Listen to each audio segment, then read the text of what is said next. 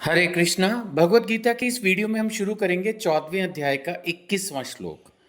देखिए, भगवान श्री कृष्ण ने तीनों गुणों के बारे में, सतोगुण, रजोगुण, तमोगुण, काफी कुछ बताया और फिर ये भी कहा कि इन तीनों गुणों को पार करके शुद्ध सतोगुण में जाना है। तो नेचुरली अर्जुन का फिर एक लॉजिकल क्वेश्चन बन गया कि कैसे समझें कि किसने ये तीनों गुण पार कर लिए हैं, या कोई कैसे पार करेगा इन तीनों को। थोड़ा उसके बारे में आप मार्गदर्शन करें। तो ये है 14वें अध्याय का 21वां श्लोक। अर्जुन उवाच। सो इसमें अर्जुन जी ने पूछा कि हे भगवान, जो इन तीन गुणों, क्या पूछ रहे हैं अर्जुन, कि जो इन तीन गुणों से परे है, मतलब भक्त बन गया, आगे निकल गया, वह किन लक्षणों के द्वारा जाना जाता है, उसके फीचर्स क्या है, दिखता कैसा है, बोलता कैसा है, उसका आचरण कैसा होता है, और वह प्रकृति के गुणों को किस प्रकार लांघता है, क्या वो करता है ऐसा जिसके होने से वो प्रकृति के गुणों को लांघ जाता है। अर्जुन का प्रश्न और अब भगवान का आंसर। श्री भगवान उवाच। तो प्रभुपाद जी ने यहाँ पर भगवान के जो आंसर था उसको काफ़ी हद तक कलेक्ट कर दिया। सो 22, 23, 24, 25 ये चार श्लोक एक साथ लिए, एक एक अक्षर का मीनिंग एक्सप्लेन किया और फिर यहाँ पर अब हम पढ़ रहे हैं इसके बारे में। सो क्या बोले भगवान? भगवान ने कहा, पांडुपुत्र, जो प्रकाश, आसक्ति और मोह के उपस्थित होने पर ना तो उससे घृणा करता है, ना लुप्त हो जाने पर इनकी इच्छा करता है। देखिए, काफ़ी बड़ा पैराग्राफ है, मैं पढ़ता जाऊंगा और एक्सप्लेन, या ये कहिए डिस्कस करता रहूंगा। बट मुख्य तौर पर एक ही बात बार बार आएगी, संभाव। जो व्यक्ति समभाव रहे, ऊंच में नीच में, सुख में दुख में, दिन में रात में, मान में अपमान में, जय में विजय में, सुख में दुख में, वो है वो व्यक्ति जिसने ये तीनों गुण पार कर लिए हैं। यानी कि उसको कोई असर ही नहीं पड़ता। ये तभी हो पाता है जब हम ये सोचें कि हमारा जीवन सेवा भाव में है। मैंने पहले भी ये एग्जाम्पल लिया था कि सपोज एक बैंक का कैशियर है, आप जाके 2 लाख रुपए जमा कराओ तो क्या वो खुश हो जाता है? उसको लगता है ठीक है, बैंक के थे, 2 लाख आ गए, जमा कर दिए। कोई जाके 50,000 निकाल रहा है तो क्या वो दुखी हो जाता है? नहीं, वो तो सेवा में है। जब हम ये समझ लेंगे कि हमारा जीवन सेवा है, तो पैसे का आना जाना, ऊपर नीचे, या हेल्थ का भी, या किसी भी चीज का, फिर हम समभाव हो पाएंगे। जब तक वो सेवा भाव, वो नौकरी भाव नहीं आएगा, तब तक आसक्ति होगी, अटैचमेंट होगी, और फिर कुछ भी ऊपर नीचे होने से सुख या दुख होगा। That is the main point. अब देखते हैं भगवान इसको किस एग्जाम्पल से और किस तरह से समझा रहे हैं। तो सबसे पहले भगवान ने क्या कहा? प्रकाश। प्रकाश से हम समझ सकते हैं कि कुछ भी बहुत अच्छा हो रहा है। आसक्ति, मोह, आसक्ति तो आएगी ना, अगर कोई बहुत अच्छी प्रॉपर्टी है, कोई घर में किसी बच्चे का जन्म हुआ, विवाह हुआ, कुछ भी अच्छा होगा तो आसक्ति, मोह, ये सब चीजें उत्पन्न होंगी। तो इनके उपस्थित होने से भगवान कह रहे ना तो घृणा करता है।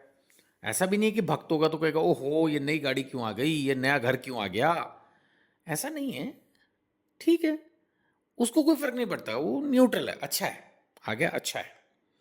और ना लुप्त होने पर इनकी इच्छा करता है। अगर ये चीजें चली जाएं तो ऐसा भी नहीं कि वो दुखी हो जाएगा कि किसी तरह ये वापस आ जाए।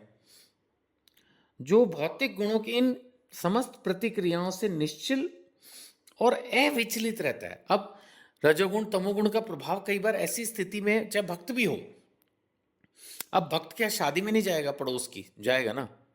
मैं उस भक्त की बात नहीं कर रहा जो मंदिरों में रहता है, वो तो एक टाइम चलो भाई फ्री सा हो गया।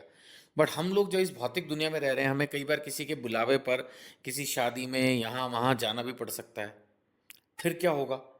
वहाँ ना करते हुए भी कोई म्यूजिक सा चल रहा होगा। ये नहीं कि हम जाके वहाँ डांस करना शुरू कर देंगे, लेकिन थोड़ा थोड़ा रजोगुण तमोगुण का प्रभाव हम पर आएगा, लेकिन हम उसको सह लेंगे, कोई बात नहीं।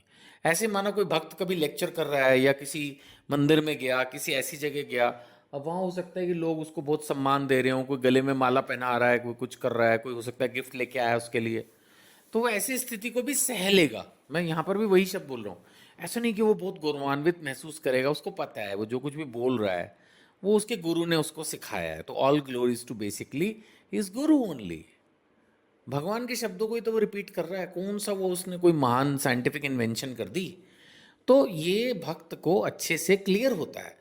तो दोनों ही परिस्थितियों में वो समभाव रहता है। सो यही लिखा हुआ है कि जो भौतिक गुणों की इन समस्त प्रतिक्रियाओं से निश्चल और अविचलित रहता है, और ये जानकर कि केवल गुण ही क्रियाशील हैं। उसको पता है प्रकृति है, कभी रजोगुण का प्रभाव होगा, कभी तमोगुण का होगा, कभी सत्वगुण का होगा, वो ठीक है।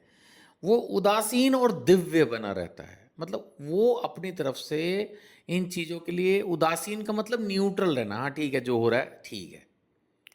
जैसे मैंने बैंक ऑफिसर का एग्जाम्पल लिया, अब एक बैंक का कैशियर पैसे के आने जाने से कोई सुखी या दुखी थोड़ी होता है। ऐसे ही जीवन में अगर हम सुखी दुखी होना छोड़ दें तो बहुत न्यूट्रल सी जिंदगी रहेगी।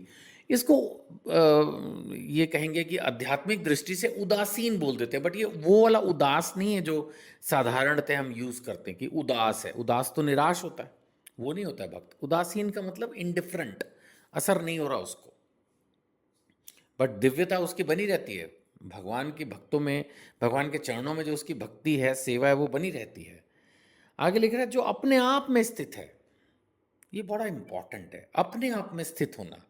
दूसरों के ऊपर वो बहुत ज़्यादा डिपेंड नहीं करता। आमतौर पर ये सभी की दिक्कत है कि हम अपने सुख के लिए, खुशी होने के लिए दूसरों के ऊपर डिपेंड करते हैं, बट वो अपने आप में स्थित है। कोई नहीं है तो वो हरि नाम जप करेगा और उसमें भी संतुष्ट रहेगा, उसको जरूरत नहीं है किसी की।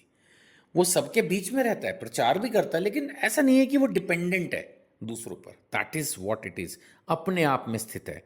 सुख और दुख को एक सा देखता है, मिट्टी के ढेले और पत्थर के टुकड़े को समान दृष्टि से देखता है। मुश्किल है।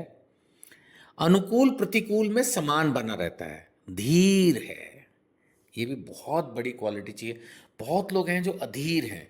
मुझे आज भी याद है कि एक बार मैंने ग्रुप के ऊपर कुछ वीडियोस के लिंक्स डाले जो चले नहीं, तो एक दो लोग तो उसी बात पर ग्रुप एग्जिट करके चले गए। इतने अधीर। अरे डाल रहे हैं आप, थोड़ा समय तो दो।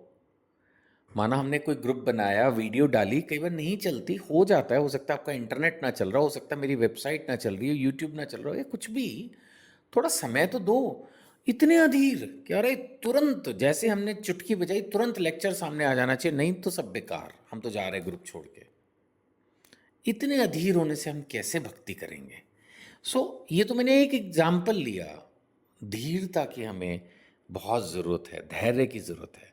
इसी तरह से प्रशंसा, बुराई, मान अपमान, इनमें भी वो समान भाव रहता है। शत्रु और मित्र के साथ समान व्यवहार करता है। अब ये कुछ ज़्यादा हो गया, बट भगवत गीता इसको एज ए चैलेंज मान लो कि आपको अगर कोई व्यक्ति अच्छा नहीं भी लगता, अब शत्रु तो कहाँ ही होते हैं हमारे जीवन में, लेकिन कई बार होते हैं अड़ोस में, पड़ोस में, ऑफिस में, व्यवहार में। कुछ लोगों को हम पसंद नहीं करते, लेकिन एक भक्त को चाहिए कि उनसे भी समान व्यवहार करे। जब वो मिले अच्छे से नमस्कार करे, है ना, जय श्री राम, हरे कृष्ण, जैसे आप बोलते हैं, नमस्ते, गुड मॉर्निंग, वट एवर, और उसके बाद अच्छे से मुस्कुरा के या बराबर से निकले। नहीं तो फिर भक्ति ही क्या हुआ, है ना। तो शत्रु और मित्र के साथ समान व्यवहार करता है जिसने सारे भौतिक कार्यों का परित्याग कर दिया है, मतलब कि उसके रिजल्ट से वो अपने आप को डिटैच कर चुका है। वो काम कर रहा है सेवा भाव से, उसको कुछ नहीं है रिजल्ट क्या आएगा क्या नहीं, उसको पता है उसने अपना बेस्ट कर दिया, बस इससे ज़्यादा वो कुछ कर भी नहीं सकता था। भगवान कह रहे ऐसे व्यक्ति को प्रकृति के गुणों से अतीत कहते हैं, यानी वो है भक्त जिसने तीनों गुणों को पार कर लिया है, और एक तरह से वो धाम के लिए एलिजिबल है, मोक्ष के लिए एलिजिबल है, और ये भगवान का एक प्यारा भक्त है। हरे कृष्णा।